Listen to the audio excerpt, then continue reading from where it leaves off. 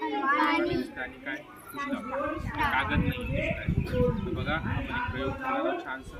तर मला सांगा हे पुष्ट मी याच्यावरती ठेवेल आणि ग्लास उलटा केलं तर काय होईल? थांबा तुम्ही नका सांगू, तुम्ही सांगा. सांडणार ना? सांडेल ना रे.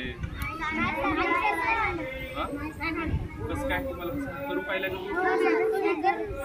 मी करून दाखवलंय का? पण इथं म्हणत होती सांडणार. करून पाहूया, ठीक आहे. जादू मारू का फूट मारू का काय हो काय?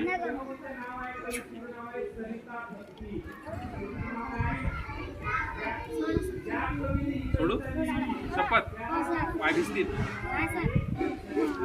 बघा. कोणी कोणी म्हणते सर इथं तर पाणीच नाहीये. पाणी आहे. असं का घडलं माहितीये का? हे बघा असं का घडलं, कारण की इथे दाब आहे. कुठं दाब आहे?